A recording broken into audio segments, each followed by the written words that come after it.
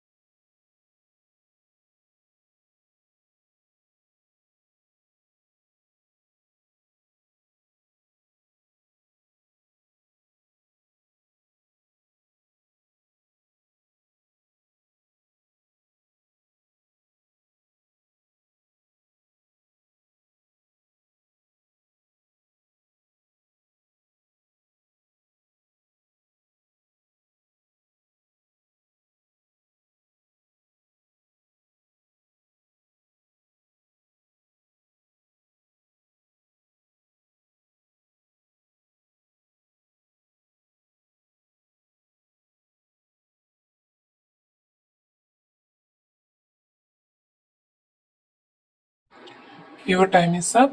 ഇവിടെ correct answer വരുന്നത് B ആണ്. അതേപോലെ നമുക്ക് ക്വസ്റ്റ്യൻ വായിച്ചു നോക്കാം.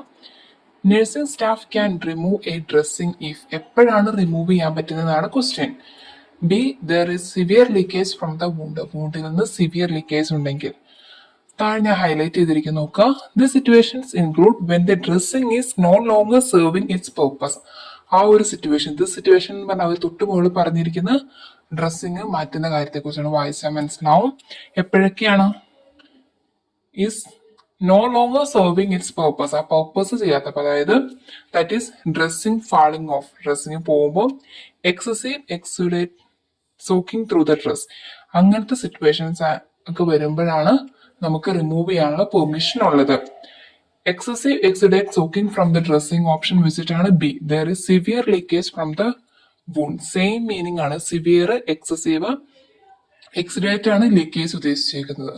അപ്പോൾ വൂണ്ടിൽ നിന്ന് കുറെ ഡ്രെയിനേജ് ഒക്കെ വരുമ്പോൾ റിമൂവ് ചെയ്യാനാണ് പറഞ്ഞിരിക്കുന്നത്. അത് വെച്ചിട്ടാണ് ബി ആൻസർ വരുന്നത്. എ ഓപ്ഷൻ നമുക്ക് പറഞ്ഞിട്ടില്ല. A member of the surgical team is present.